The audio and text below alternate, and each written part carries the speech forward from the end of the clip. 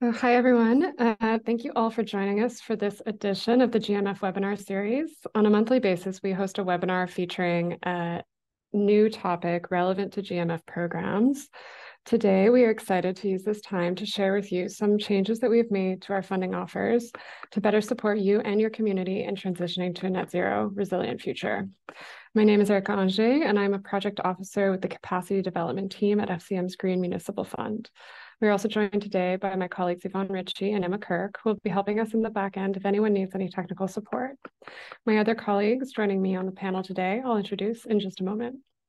Before we go any further, I'd like to take a moment to do a land acknowledgement. On behalf of FCM, I'd like to begin this session by acknowledging that I am joining you from the lands that have been inhabited by Indigenous peoples for thousands of years. We at FCM recognize the Algonquin Anishinaabe people as the traditional custodians of the land upon which FCM's offices are located. We also recognize the contributions of Métis, Inuit, and all First Nations, both in shaping and strengthening this community and the country as a whole. Wherever you are, please join me in paying our respects to the original stewards of this land and committing ourselves to thoughts and actions that will lead to meaningful reconciliation wherever we live now. We encourage you to add where you are joining us from as we begin the webinar. Finally, as we move forward with our commitment to reconciliation, FCM acknowledges with gratitude that our head offices are located on the unceded, unsurrendered territory of the Anishinaabe Algonquin Nations. Thank you, everyone. Before we dive in, a few housekeeping items to get through. Today's event will be a little different than our usual webinar structure. Our session today is taking place in English. We also held a French session this morning. Although we do not have interpretation available during the webinar, we do encourage you to ask questions in the language of your choice. Both sessions are recorded and will be shared following the live event, so you will be able to refer back to these presentations as well. We also have a little bit longer today for our webinar with up to 90 minutes available to us for presentation and discussion. We'll have lots of new information for you over the course of the next hour and a half, so we wanted to provide ample time for your questions. As we move through our presentations today, I ask that you submit your questions to the Q&A box as they come up. We will address them at key points during the presentations and during the overall Q&A at the end. You are welcome to ask questions through the chat box during the presentations in the language of your choice. We will keep an eye out for any clarification questions, and if they can be addressed during the presentation, we will strive to do so. The Federation of Canadian Municipalities, FCM, has been the national voice of municipal government since 1901, representing more than 90% of Canadians. We bring local priorities to the national agenda, and with municipalities, we're securing historic federal investments in communities of all sizes. FCM's largest program, the Green Municipal Fund, GMF, is a $1.6 billion program funded by the Government of Canada and delivered by the Federation of Canadian Municipalities to support municipal efforts in pushing forward innovative, sustainable development. Since 2000, GMF has funded many bold municipal initiatives. Other outcomes include sharing lessons learned across the country, creating much-needed resources, and bringing new environmental solutions to light. The fund is open to municipalities and their partners all across Canada, large and small, in every province and territory. Today's webinar is a deep dive into our available funding.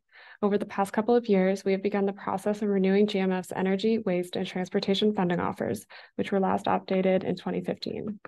Our presenters, Athia Kepenguka, an advisor with our program outreach team, and Stephanie Bodanao, our land use lead from our sector development team, will walk through GMF's priorities under its newest strategic plan, talk about how this shows up in our new offers, and explain what this means for how we evaluate applications for funding. Before I turn things over to our presenters, here are our objectives for this session. Our goal today is that you walk away being able to explain GMF's new funding offers, ideally to a colleague or another member of your municipality or organization, draw connections between the ideas that you want to advance in your community and our new offers, know where to go to find the information and resources that you need to get started on an application. We will have a post-session survey at the end of this webinar, so I highly encourage you to take a few minutes to complete that and let us know how we did meeting these objectives, as well as about any additional questions or recommendations you have. And now I'll turn the floor over to Athia and Stephanie. Thank you, Erica. Good afternoon, everyone, and thank you again for joining us this session. My name is Athia Kepenguka, and as Erica mentioned, I'm an outreach advisor for GMF programs. So essentially, my role is to promote our funding opportunities and to help you understand or make sense of our offer. So sometimes we have potential applicants that have an idea and they're not quite sure how it fits within our offer. So that's where we come in the outreach team. We help you determine eligibility and guide you through the application process. So today we're really excited to present to you our updated funding offers. You could go to the next slide. So GMF has always had a broad mandate to support municipalities in these 5 distinct sectors. So energy, transportation, waste, water, and land use. And in 2019, we developed these energy-focused initiatives on the right with additional funding from the federal government. They're community efficiency financing, community buildings retrofits, and sustainable affordable housing. But today, our focus of the discussion today and what was updated are really the 5 sectors on the left. And this renewal, this update is really in alignment with GMF's 2023-2026 strategic plan.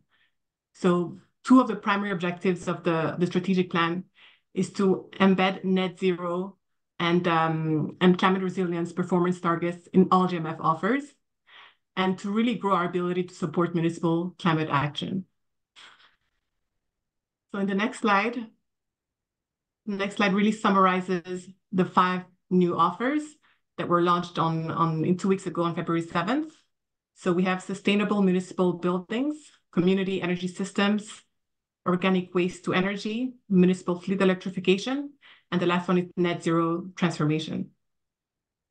Now, these were identified as priority areas where the municipal sector could have the highest impact in terms of GHG reduction, and where we could support municipalities on a pathway to net zero communities. For the 4 offer types at the top, the main project types that will be eligible, that will be funding is feasibility studies and capital projects, as well as business cases for under community energy systems and organic waste to energy. Pilots will only be eligible under the net zero transformation offer, and there will also fund plans, feasibility studies, and capital projects. So we'll have time later to really go into detail for each of these offer types, going through the eligibility requirements, the funding amounts, and some product examples to give you an idea of the types of projects we're looking to fund. But before we do that, we want to highlight one key aspect of the new offer, which is the multi-solving focus. So we're looking to fund projects that involve finding multi-solving solutions. And Stephanie will have time to explain that a little bit more, give the rationale behind. But we could start off with a poll question to see if you started thinking about these things already, some of these elements. So first, if you could answer, which elements do you consider when planning a project? So we have different options here, A to G. Is it GHG emission reductions, climate resiliency, equity, stakeholders, rights holders and community engagement, sustainable materials management, biodiversity, or potable water conservation? We'll give you time to answer, and it's a multiple choice, so you can pick more than one.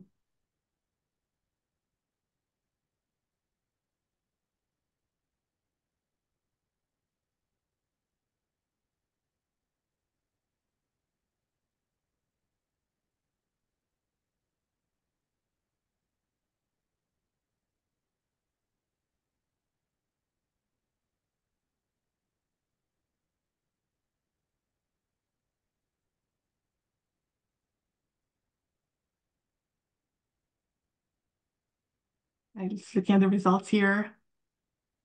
Yeah, 90%. So most of you are really looking at GHG emissions reduction, climate resiliency as well, stakeholders and community engagement. That's really important. So yes, these are all really important elements to consider when planning a project, especially early on in the project lifecycle, that helps create really holistic and sustainable outcomes. Let Stephanie really explain to you more what are the multi-solving elements that we're looking at in the new offer.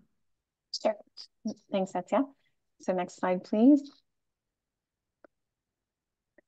Great. So as I mentioned, part of this offer redesign exercise was really to bring the funding offerings in alignment with new strategic priorities that have been identified in the Green Municipal Fund's latest strategic plan. And what we're really trying to do here is to make GMF dollars go further by helping communities advance climate solutions that solve more than one problem at once. So when we say, multi-solving, that's what we mean. We mean projects that achieve a multitude of benefits for the environment, for communities, and for local economies. So I'll just provide you here with a quick overview of the types of multi-solving elements that we'll be looking for in our funding applications. So I'll start with climate resilience. So what's new with this offer is that all new fixed infrastructure projects have to be located outside of the current 100-year floodplain, unless evidence can be provided that the asset is safeguarded against flooding risks. And also, any new fixed infrastructure initiatives that are valued over $2 million will need to conduct a climate risk assessment before submitting their application to GMF. So this is really about helping local governments, deliver projects that not only mitigate climate change, but are designed to be resilient to the impacts of climate change. All our projects are also going to be assessed on how they're integrating considerations around sustainable materials management. So that includes reducing embodied carbon, using recycled components, or demonstrating circularity. And any project that involves real property is going to be assessed on how it minimizes harm or enhances biodiversity on the site, and also how the project integrates measures to reduce potable water consumption. And ideally here, we're looking for projects that are reducing water consumption from 20 to 50% from the current baseline. So so that covers the environmental benefits that we're particularly interested in. In terms of the social benefits, so this new offering is really going to evaluate whether projects are practicing social procurement and incorporating principles of anti-racism, equity, inclusion, and reconciliation. Capital projects are going to be assessed on how they're considering socioeconomic benefits, including accessibility, improved outdoor spaces, as well as the creation of inclusive employment and apprenticeship. So the last element I wanted to highlight is that we're going to be looking for how projects have identified and engaged all relevant rights holders and stakeholders for really successful project planning, design, execution, and operations. So that gives you an overview of the elements that we're looking for. And we're really wanting to help you build these considerations into your projects. But we want to make it clear that we're looking for projects that take into consideration as many of these elements as possible. But your project can still be eligible if you're just starting to integrate them, or just getting started in some of these areas, and your project only incorporates a couple of them. So if you're in the planning phases of a capital project or just beginning to scope out a feasibility study, this is really a great time to start incorporating these considerations into your project design. So next slide. So, we recognize that many communities are only just getting started on these journeys of considering these types of elements in their project design. So we're really here to help you grow your knowledge and your expertise in these areas, so that you can build these into your project design and your GMF project applications. So we wanted to highlight that we offer capacity development resources and activities to allow you to connect with peers and other municipalities, learn about best practices, so that you can incorporate these ideas into your own projects. And so just a couple of examples here of some of the resources that we offer. We have a handbook on integrating equity, diversity, and inclusion into municipal climate action. We have a guide on circular procurement. We have many resources related to natural assets and resilience on our website. And we have other resources currently under development. So, and I saw that my colleagues are posting links to where you can find some of these resources on our website. So, but please do reach out to our capacity development team to learn more about how we can support you in this journey. So back to you, Etzia.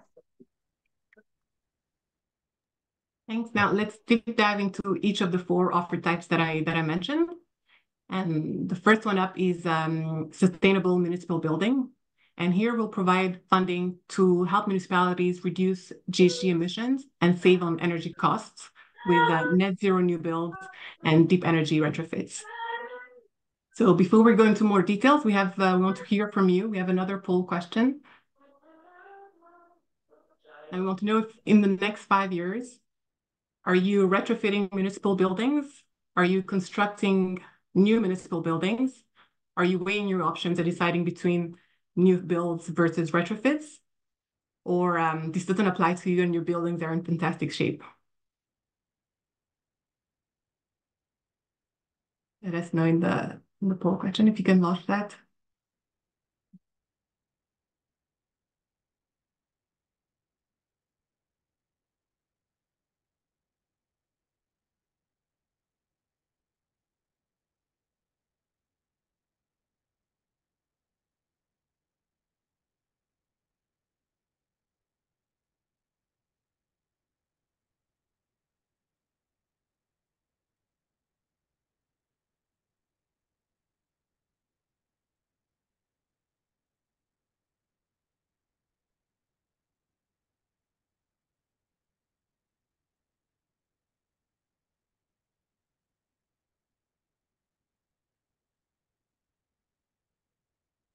Let's see the results.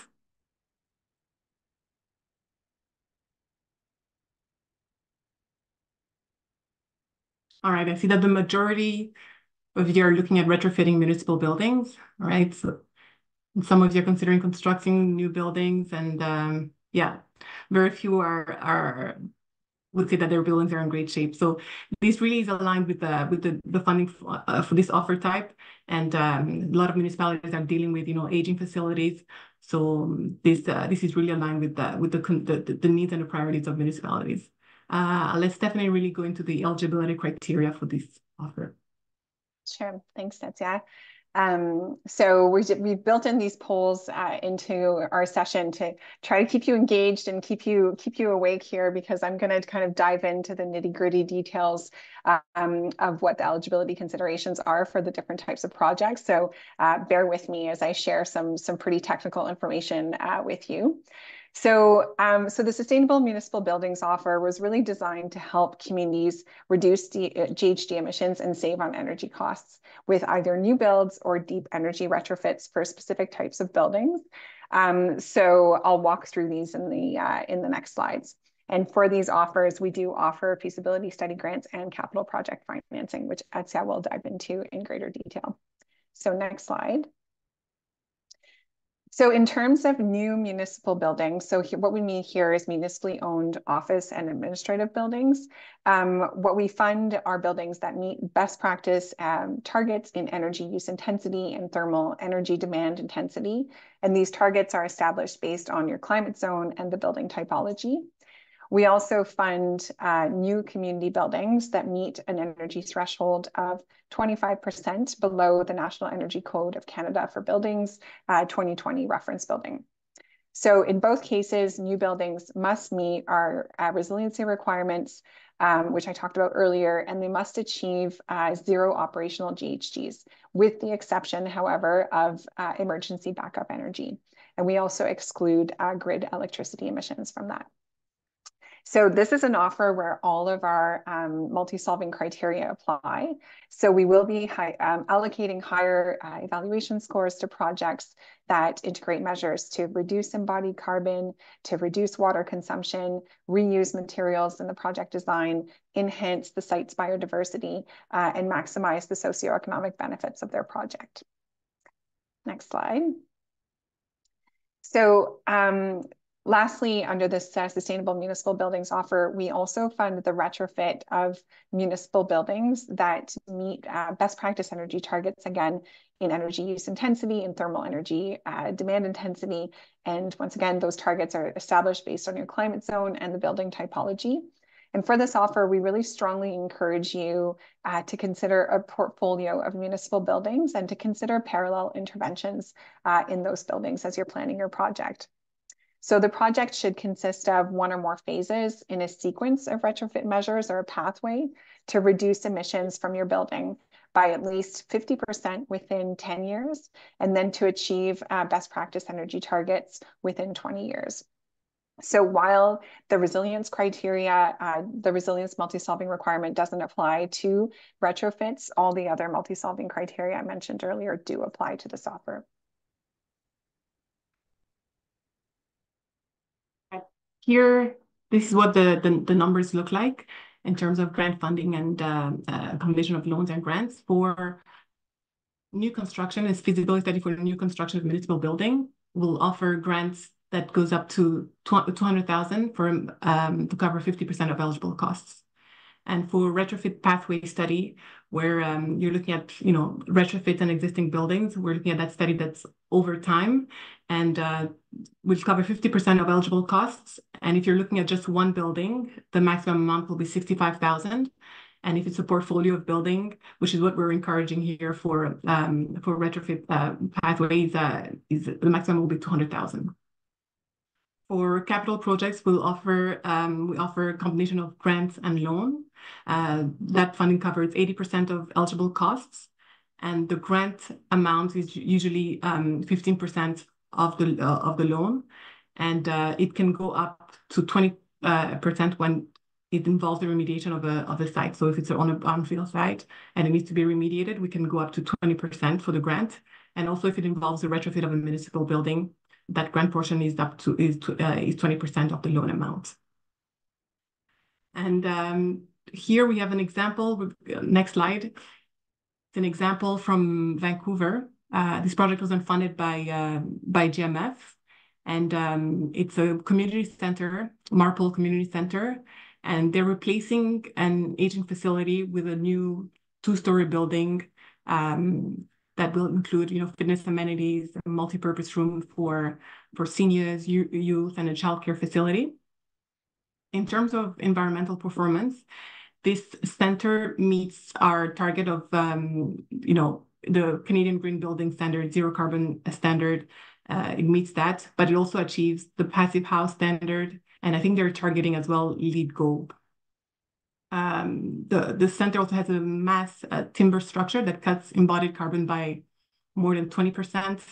They also have a rainwater capture system that reduces potable water consumption. They're building this, while respecting the biodiversity of the sites. There was an engagement strategy throughout the project, so and also it also meets accessibility standards. So it's a really great project, and it's the type of project that we'd like to see come in for the Sustainable Municipal Building offer, because it not only meets that GHG emission reduction target, but it also has those multi-solving elements that Stephanie mentioned. So that's it for Sustainable Municipal Buildings. Under Community Energy Systems, that's our second offer. Here that's referring really to the localized networks of facilities that generate, distribute, and manage energy resources within a community.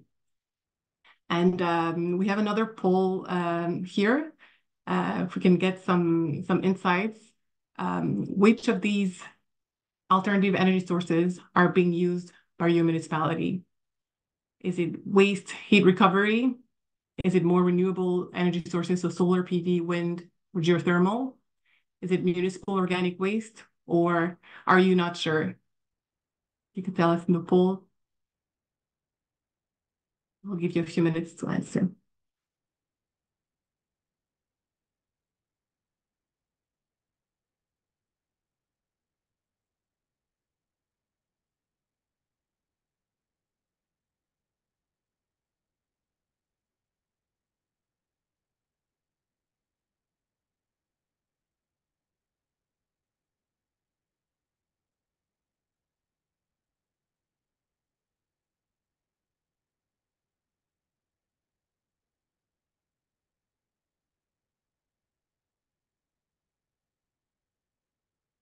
Right, so I see that, a lot of you are looking at renewable energy, and very few are looking at municipal organic waste, right? And some of you are not sure, which is totally okay.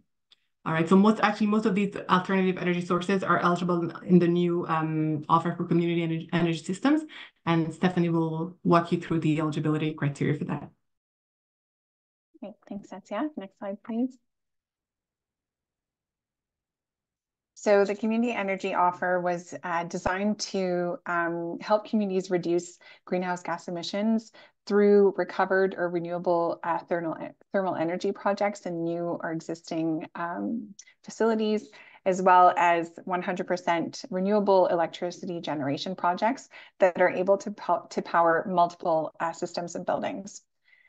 So for thermal energy projects, we do require that the system connect a minimum of 2 buildings, and that the project reduces GHG emissions by 40% within 3 years of implementation. And all community energy projects must meet our climate resiliency requirements. And higher evaluation scores are going to be given to applications that demonstrate, a strong integration of measures to reduce embodied carbon, reuse materials to minimize harm on biodiversity, and maximize socioeconomic benefits. Back to you, Atya. I was just trying to answer a question in the chat there. But yeah, the funding we have for community energy systems are this grant funding for business cases and feasibility studies. And business cases is the new type of project that we have in this offer, in this renewed offer. And that's only offered for community energy systems and the next offer type, which is organic waste to energy. And that's because these projects can be quite complex. And so we want to give the opportunity to applicants, municipalities, or municipal partners to maybe look at it at a high level and answer those questions about whether whether it makes sense to do this project, what's the viability, look at maybe a business model. So we have funding for business cases, which is a maximum of 100,000 and covers 50% of eligible costs. And feasibility studies will be a maximum of 200,000 to cover also 50% of eligible costs. And applicants can also do a combination of business cases and feasibility studies, but the maximum amount will remain at 200,000. We will also offer funding for capital projects, and that's also a combination of grant and loan. And I saw a question in the chat asking whether you can just apply for the grant. I'm assuming that's for a capital project, and really for capital projects, it's a combination of a grant and loan, and the grant is calculated based on the loan amount. So if you're looking for grant funding and you're at the early stages of the project, those feasibility studies and business cases we do offer grant funding for those. And in terms of amounts, it's similar. The grant portion is 15% of the loan amount, and we could go up to 20% if it involves site remediation costs. And the maximum amount is 10 million. And yeah, I think that's what I wanted to cover for the funding. And the next slide, we have an example of a project that we funded in Montreal. It's a feasibility study that is being carried out. It's actually ongoing. They want to assess the technical analyzing a geothermal loop in a specific neighborhood, Les Faubourgs, in the Ville-Marie borough. And they want to study whether, this system could supply heat or cooling to existing buildings in that neighborhood. And not just existing buildings, but even new real estate developments in that area. In terms of environmental performance, they're expecting to achieve more than 40% GHG reduction within the first year of operation. So that meets and even goes beyond our minimum reduction target for this program. In terms of social benefits, it's expected to generate significant social benefits, especially for residents that are living in social housing. Their energy poverty is expected to decrease. So the product was approved a few months ago, so we're looking forward to seeing the results of this feasibility study. Our next offer is organic waste to energy, and here it's about the recovery of recovering value and energy from organic materials that would otherwise be seen as waste or landfill gas. And we have another poll question for you. And this one is a bit trickier. And if you don't know the answer, that's totally fine. Question is, what could be done with the energy produced from an organic waste to energy project? So is it to generate power from biogas and sell to the grid, or direct use of the biogas at the wastewater treatment site, the waste treatment site? Upgrade gas to renewable natural gas and transfer to an existing network, or is it all of the above?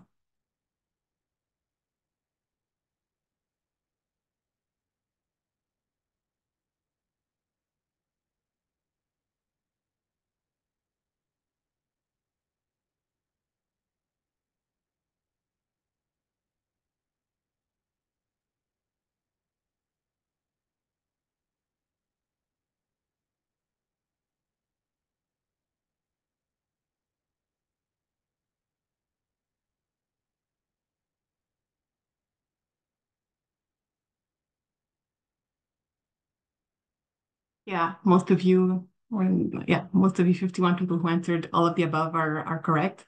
So all that would be eligible under this new offer. And I'll pass it off to Stephanie. Great, thanks, Tetsia. So next slide, please. So the organic waste to energy offer was designed to, help communities make the most of organic waste and to generate energy and, hopefully profit from landfills that might be otherwise not doing so. So what we're really hoping to do is to help you reduce greenhouse gas emissions by generating energy from landfill gas or anaerobic digestion or aerobic composting with heat recovery of local organic waste.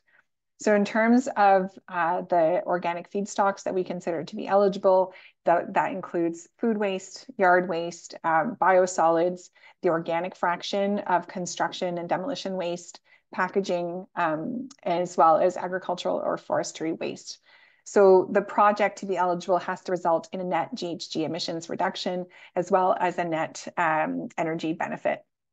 So all community energy projects must meet our climate resiliency requirements, and higher application scores or valuation scores are given to applications that demonstrate excellence in sustainable materials management, minimizing harm on biodiversity, maximizing socioeconomic benefits, as well as leading meaningful engagement and collaboration with rights holders and stakeholders.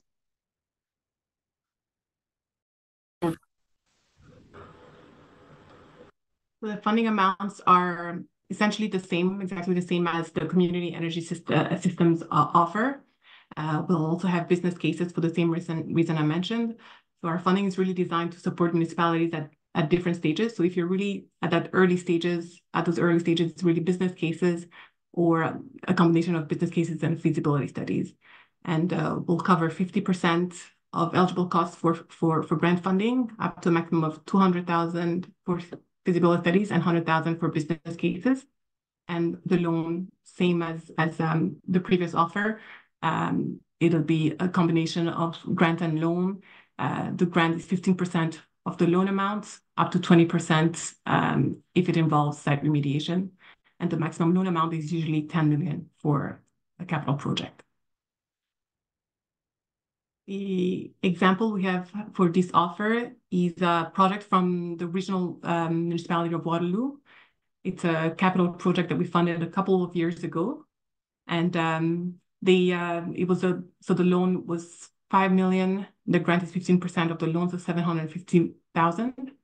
And they built 3 cogeneration facilities at wastewater treatment plants to primarily generate biogas from biosolids at the wastewater treatment plants through anaerobic digestion systems to produce heat and electricity that would then be used in the wastewater treatment plants.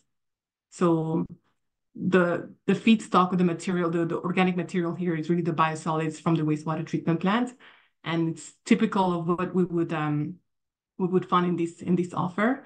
And again, this is a capital project, but if you're at those earlier stages that I mentioned and you wanted to see if this would make sense in your municipalities, then we will have the business case and feasibility study funding for that.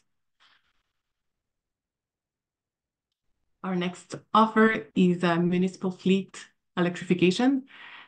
We did have funding specifically for transportation projects in our old offer, but the industry and the technology has evolved in the last few years. And in this offer, we will support the electrification of municipal and transit fleets to reduce those fuel costs and achieve net zero transportation emissions. And we'll be looking mainly at zero emission vehicles. And we're curious to know, what would you consider a zero emission vehicle? Is it hydrogen fuel cell vehicles, fuel vehicles, battery electric vehicles, plug-in hybrid electric, or hybrid vehicles? So you can obviously choose more than one. We'll give you a few minutes to answer.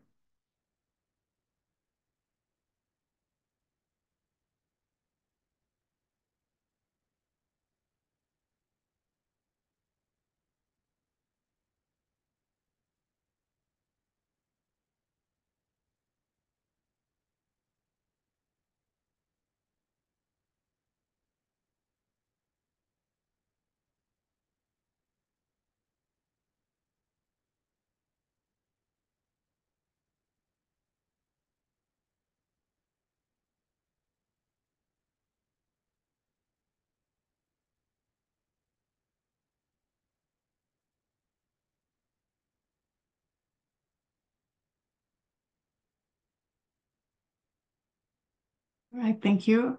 Battery electric vehicles.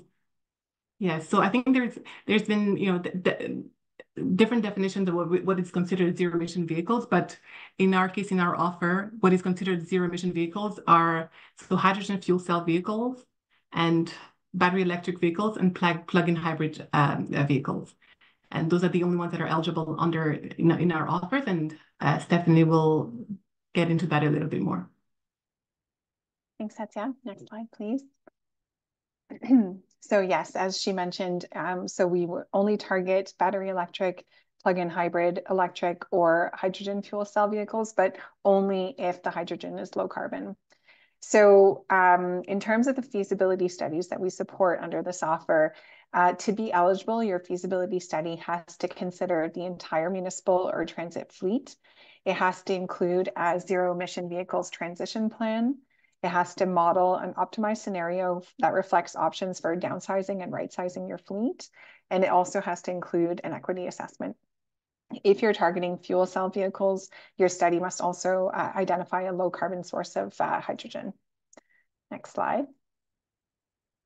In terms of the capital projects that are eligible under this offer, we will finance the partial or the complete transition of a municipal or transit fleet to a zero emission vehicle. So the eligible costs include the replacement of internal combustion engine vehicles with zero emission vehicles, the required EV supply equipment, as well as any required facility upgrades to existing buildings.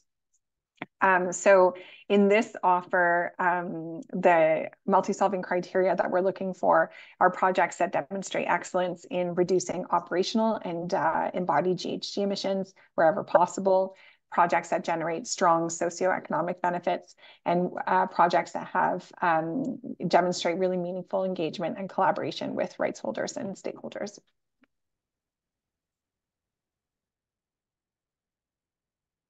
In terms of funding, so the only two product types eligible under this offer is feasibility studies and capital projects. Capital projects, the same as for the other offer types, the maximum amount is 200,000 and to cover 50% of eligible costs. And grant loan will be loan and grants for capital projects, and for a maximum of 10 million. The grant is 15% of the loan amount and to cover 80% of eligible costs. I think you're now familiar a bit with the system, what we have for loans and grants and the maximum amount. They're pretty similar across the different offer types. The example we have here is a neat project from North Battleford. We funded a feasibility study, and it was to assess the entire municipal fleet and to be able to improve operations and reduce emissions and costs. This, as Stephanie mentioned, for feasibility studies, we're really looking for projects that assess the entire municipal fleet and looking at those optimized scenarios. So this is exactly what they did here. They had a baseline analysis, understanding the current fleet, including performance metrics ranging from costs, service level, and emissions. They did a life cycle analysis. They did some data modeling as well to over 15 years to be able to forecast operating costs and emission reductions. They looked at best management practices, so fleet downsizing, reducing the number of vehicles by sharing it with other departments. They're looking at right sizing, specifying the correct size for the job instead of just going, bigger and getting more. And they looked at maybe a phased approach, beginning with vehicles that have higher utilization and fuel consumption. One thing here, they considered hybrid vehicles. And like we mentioned, hybrid vehicles are not eligible under the new offer. So they applied under our old offer, but in the new offer, hybrid vehicles will not be considered eligible. And I think the next one up is net zero transformation, and I'll pass it off to Stephanie. I think she was the lead actually who helped develop this offer, so she's really best positioned to give you the overview. Sure. Thanks, Satya. So this is the last new offering that we're going to walk you through today. Next slide, please. So the overarching purpose of the net zero transformation offer is to develop and demonstrate highly innovative, highly replicable solutions that have significant greenhouse gas reduction potential. So eligibility under this offer is tied to the project characteristics and not to preset environmental thresholds or targets. So to be eligible under this offer, your project must be highly innovative. It has to have a high likelihood of being replicated if it's successful, meaning that there's a compelling case for broad adoption.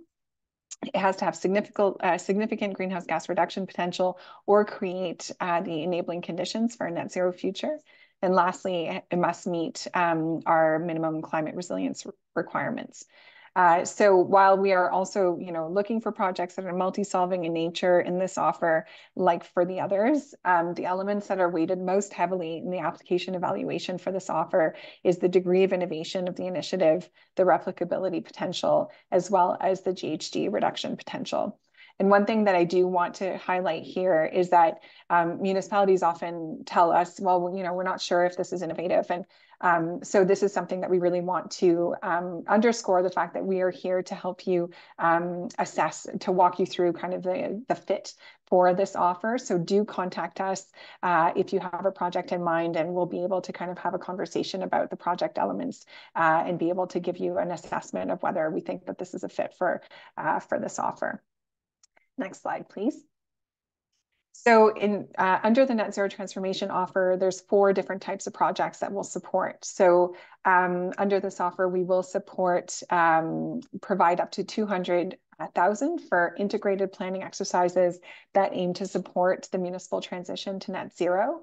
So to be eligible, your plan has to demonstrate a really high level of innovation, for example, in terms of the scope or the partnerships that are involved. It has to have the potential to contribute to significant greenhouse gas reductions. It has to use an integrated planning approach. So that means a collaborative process that integrates the work of various disciplines that are working alongside each other to achieve multidisciplinary objectives through the plan. And it also, importantly, has to include an operationalization strategy that identifies plan implementation requirements. So we really want to support plans that are going to lead to meaningful action within communities.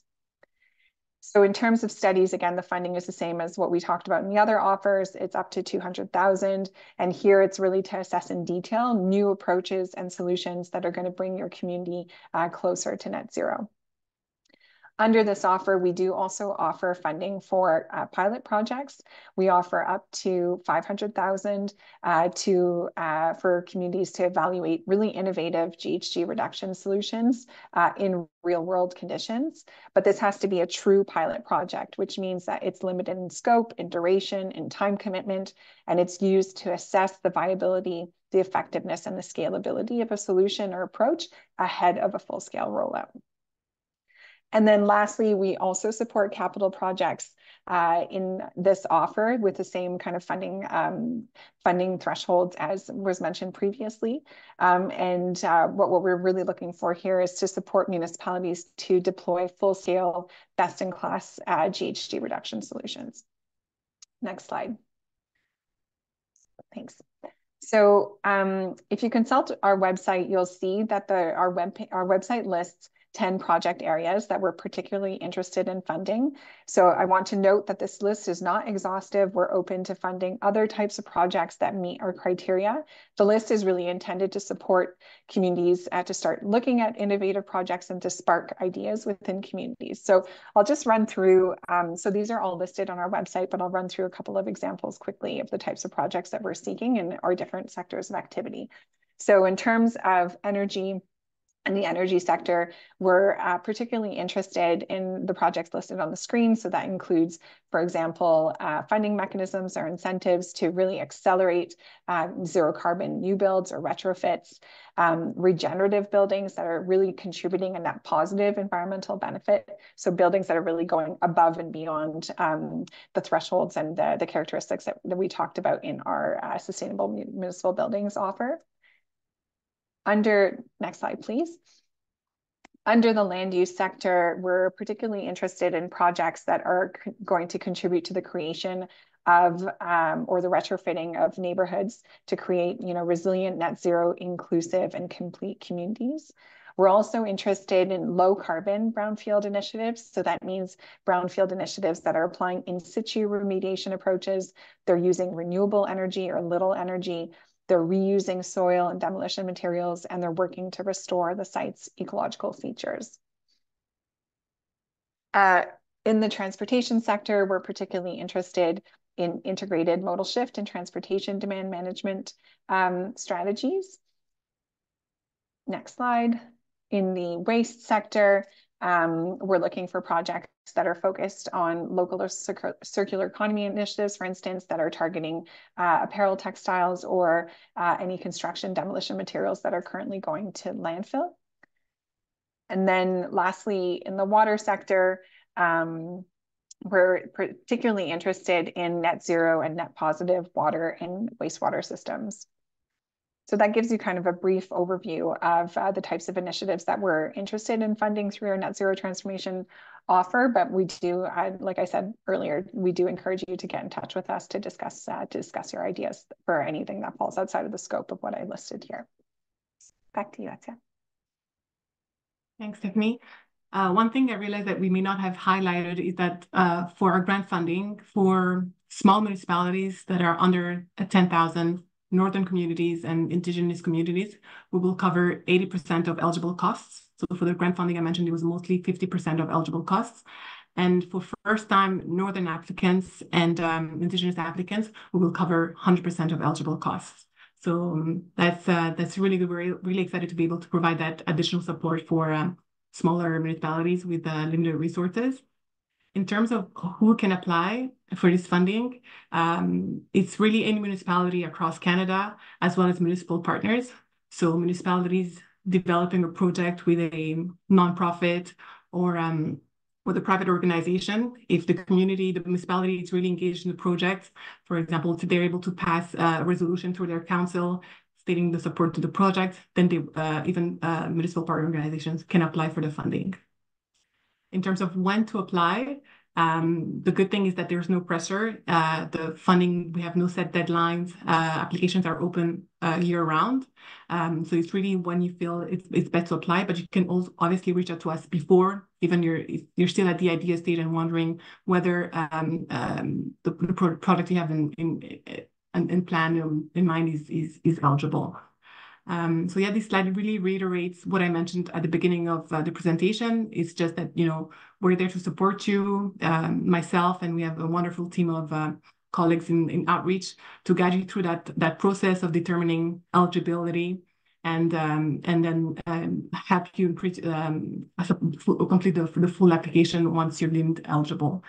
I'm going to post later in the chat how you can book a meeting with the advisors in the outreach team. You can pick one of the advisors to discuss your product and see if it meets eligibility. And then if we go into the next slide, we see the Learning Center. That's where the resources that we mentioned earlier, the events and training, so other webinars that are coming. This is where you go to hub where you'll find all of that information. And we also have a project database. This one is a great tool to be able to see all the past GMF funded projects. Most of them are there, and even the ones that we mentioned today, you'll be able to see project completion reports, some of the lessons learned that you can inspire yourself and that you can use for in your community, in your own communities. And then I think really this is just to, again, remind you how to connect with us. We have our website. We have the newsletter Connect here. This is really also, if you want to know updates about upcoming funding, I think we have a new program for adaptation and other programs coming up. So this is a great way to receive all that information. And you can also contact us by email or through the phone number. So I think I'll leave you with that, and I'll be happy to answer questions in the Q&A session after. Thank you. Hi, everyone. Thanks for those wonderful presentations. I've been following the chat box and we have a few questions. I'll just add that I noticed some of you have your hands raised as well. So just because of the number of questions we have, we encourage you to instead write those in the Q&A box and we'll answer them as best we can. And please continue to add the questions in. We'll try and get to as many as we can. So our first question, is there a centralized GMF portal that organizations can sign into to keep track of all applications in case of multiple users and departments? Yes, we do have a client portal, the funding client portal that you can sign in to apply to different programs.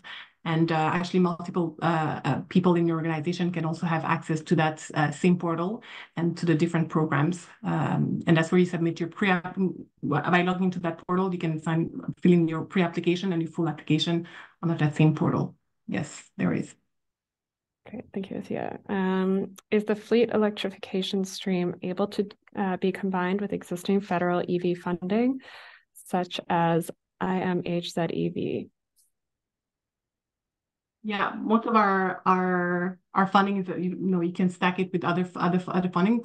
For most of our projects, municipalities need, or other municipal partners need different funding sources to be able to complete the project budget. So I think in this case as well, you'll be able to stack it with other funding sources. Fantastic. In regards to fleet electrification, would the transition from propane ice resurfacers to an electric ice resurfacer qualify for funding? We'd probably have to look at it. Is it part of a larger project, or is it just that ice resurfacing equipment?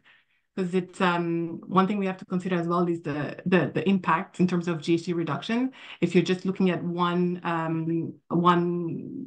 ice resurfacer equipment, we would have to see if it's eligible. But if it's part of a broader project and you're looking at transitioning a partial or complete fleet, and that ice resurfacing equipment is part of it, then it would be eligible. Great. I don't know if you had anything to add, Stephanie, to that. No, I don't. Trying to work through some of these questions in the Q&A here. Awesome. Well, I'll just jump into the next question. So when you say you need to review the entire fleet, is that of the full municipality, or is it possible to review by area, such as your full transit fleet as one fleet and full corporate security vehicle fleet as another? Yeah, I think for that, this offer specifically, you can look at the transit fleet or that municipal fleet. So it's possible to look at it by these two separate areas. Great. And our next question would be, would the grants available cover also geothermal programs? Potentially under community energy systems, I think, as you saw in the presentation, geothermal is potentially one of an alternative energy source that we could look at.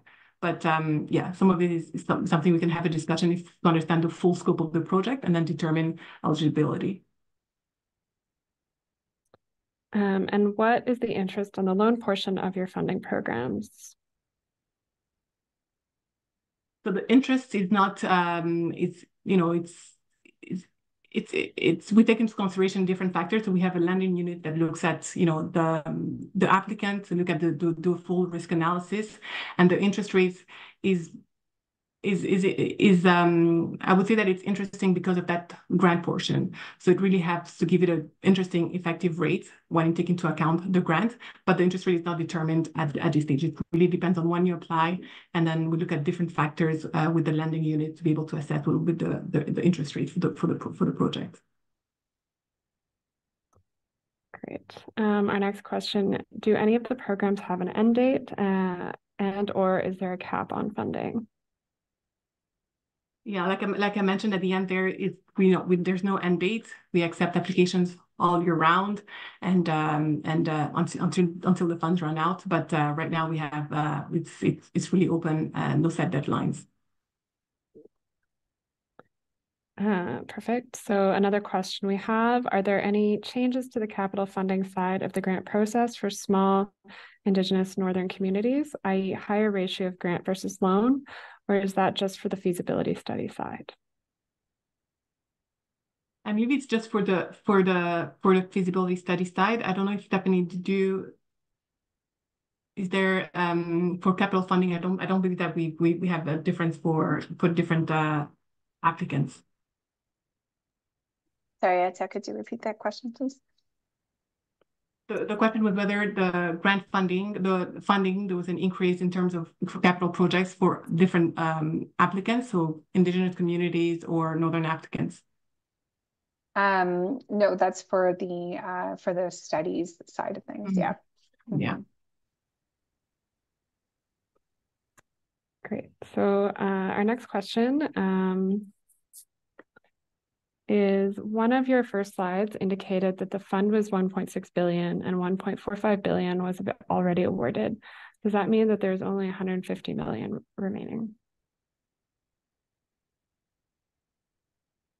The 1.6 billion. So I think one thing about our fund as well is it's a perpetual fund. So we, the funds we have loans and we have investments, so it's able to be the perpetual fund through time.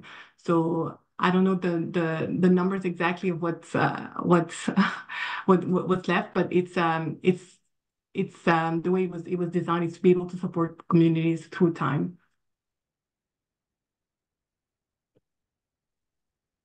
Great. So if other users from the organization have signed up for the GMP portal, what's the process to add other users to the GMF portal? So you'd have to send in a request through that portal. They have the link to the portal. And if you have other users that are working on the application, we'll be able to give them access the same way that we give the other users. But if people are not working on the application, they can also have read-only access where they won't be able to edit the application form and be able to just see what was submitted and read the application form. So it's done through the portal, a service request is sent, and we're able to, on our end, the back end, be able to give you access and you can set up a username and password. Great. In the organic waste to energy stream, you mentioned that forestry waste is acceptable. Could you clarify the definition of forestry waste? We're working on getting that definition for you. I'll type it in when we get it. Fantastic. Thanks, Stephanie. For a pilot study for net zero transformation for building, what would be the time frame for the project completion? Would building a passive house or net zero ready building be eligible, or the building needs to have a novel material like aerogel, vacuum insulation panels, or mass timer structure?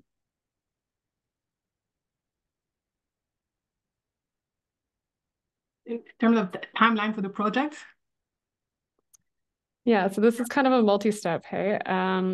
The first part is for a pilot study for net zero transformation for a building, what would be the time frame for the project completion? Really, for most of our projects, when we sign a contract, we usually give 3 years, and we can extend that. Usually, it's for most of the projects, especially when it involves these complexities, and if you need additional time, we're able to extend that. But essentially, when we sign a contract, and you're also given the opportunity to complete a work plan for the project with different milestones, and so the municipality is able to decide on the project timeline themselves through that work plan.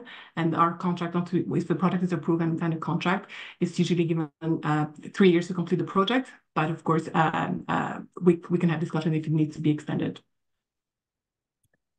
Great. And the second part of this question, would building a passive house or net zero ready building be eligible?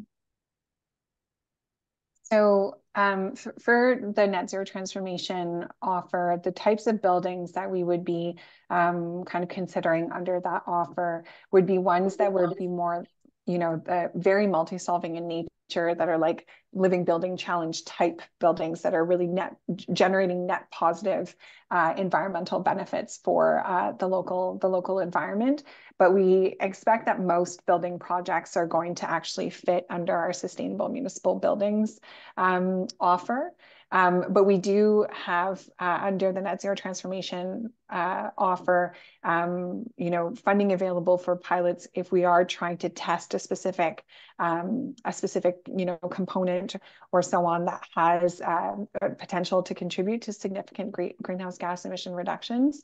But it does definitely need to be a very innovative kind of application of that material that needs to be tested in real world conditions. So. Fantastic. And I think, Stephanie, you may have kind of answered the third part of that question, which is, would the building need to have novel materials like aerogel, vacuum insulation panels, or mass timer structure?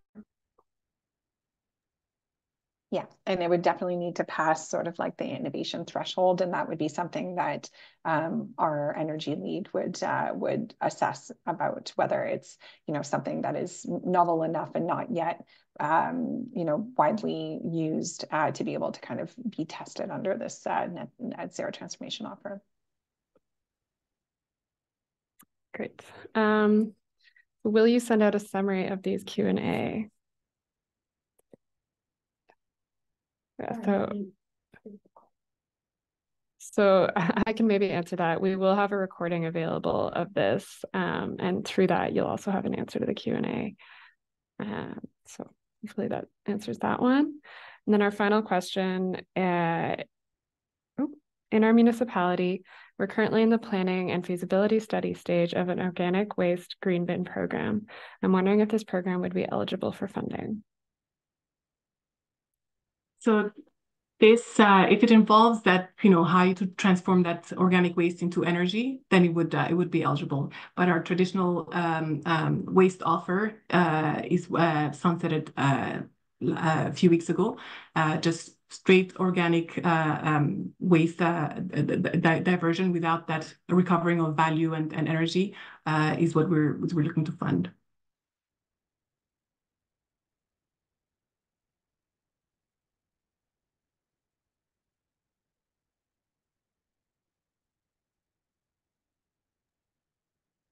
Great, thanks so much. Someone has asked, can you post a list of innovative building materials? So that may be available on our website. I don't know if Athea and Stephanie, you happen to know that. That's something that we can follow up on. Certainly, when we're talking about testing innovative components of projects within the net zero transformation offer, it really is, again, something that is on a case-by-case basis. And the best the best approach is really actually to speak to our outreach team to talk about the nature of your initiative and the local context and so on. So I can see if there is such a resource available, but I would say that the best approach is come to us with your project ideas as you're kind of formulating them, and we'll be able to kind of give you an assessment of whether whether your project appears to be a fit for the offer or not.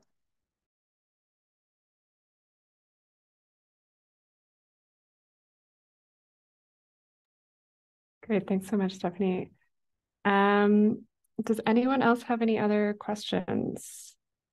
We can take a couple minutes and just let folks add them in the chat if they do. We do have a few minutes remaining in the webinar time, so please take that time to ask those.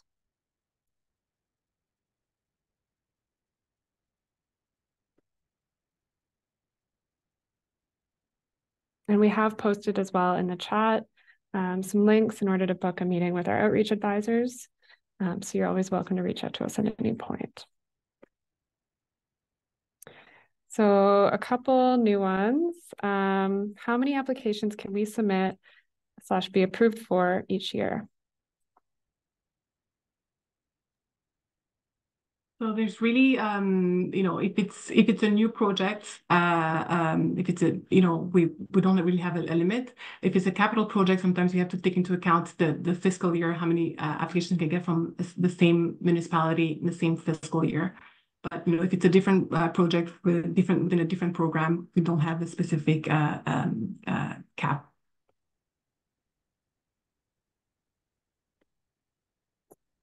Great. I see a question, will the recording be sent to all registrants? The answer is yes. So you can keep an eye out for that. We will be sending it soon.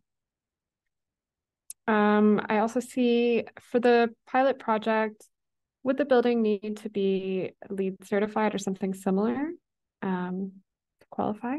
I'm just rewording that a little bit, but yeah, so again, this is definitely an area where a conversation with our outreach team is the best first step to assess whether the project that you have in mind is a fit. We don't require certification under any of our under any of the programs that we talked about today. But what I was it was just indicative in terms of Living Building Challenge is a type of building project that is regenerative and that it aims to contribute a net positive to the local environment. Great, thanks, Stephanie. In the organic waste to energy stream, you mentioned that forestry waste is acceptable. Could you clarify the definition of forestry waste? I'm still digging up that definition. Oh, sorry, yes. Sorry about that. If we've submitted an application, can we start the project or do we have to wait for an application to be approved first? Yeah, no, that's a good question, Faisal. No, you don't have to wait for the funding to be approved to be able to start the project. But you do, in terms of eligibility of costs, it's from the time you submit a full application. So as I mentioned, we have a two-step application process. There's a pre-application stage. Once we determine the eligibility, we invite you to submit a full application. That's a more detailed application with more questions and supporting documents to provide. And it's the time you submit that full application that costs, eligible costs are eligible for reimbursement or an advanced disbursement. You don't need to wait for that, the funding decision to be able to start the project. You can start from the time you submit the full application. And I think that's, I would say for capital projects, it takes about 4 to 6 months to receive a funding decision. And for feasibility studies and business cases, it would take less than that. So approximately 3 months to get a funding decision, 3 to 4 months. Right. And that actually answers a question that's just been posted below. So I'll leave that one. But our next question is, are you aware of any forums of municipalities posting projects that they are interested in so they can form consortiums? I can take this one. So in terms of places where people are posting projects, I don't have any specific examples to list, but I do definitely encourage you to get in touch with our capacity development team. GMF runs a number of different communities of practice to help connect municipal practitioners and different communities. And so that's definitely one forum. That's a great way to exchange project ideas and to recruit potential participants in a project. And there's also those types of communities of practice run by other organizations like Quest, as well as some of the provincial and territorial municipal associations. So those types of communities of practice, I would say, are probably one of the best ways to get a sense of what other communities are working on to see if there's partnership opportunities available. Great, thanks, Stephanie. Our next question, we're currently in the process of getting GRAP analysis for a number of our buildings. Are these helpful to support the application, and should they be included as supporting documentation? Yeah, I would say that if it's supporting the some of the answers that are provided in the question, in the application form, do attach it as a supporting document. We have a detailed application guide on our website for each of the funding offers, and they give you a list of some supporting documents to attach to the application. Some of them are optional, and some of them will be required supporting documents to provide. So yeah, for sure, if this one feels supports the application, especially when it's going to be reviewed by peer reviewers, I think it's always good to add those supporting documents in that sense. Great, thank you so much. I think that's all of the questions that I'm seeing so far. So thank you everyone who joined us today. We shared some resources, so you're always welcome to reach out at any time. We're always happy to answer your questions and hear your ideas. I'm just checking quickly if there's anything else. I'll just add one more question. So what is a typical loan rate percentage? Bit of a specific one. Yeah, like I mentioned earlier, it's really difficult to say what the loan rate is at this stage, because it really depends on the time you apply, the type of applicant, the grant portion that comes with the loan. So it's really calculated based on the time you apply, and now we have an internal risk assessment that's done with the lending unit. But the grant, like I mentioned, the grant portion really gives it that a really interesting effective rate to the funding. Fantastic, thanks, Cynthia.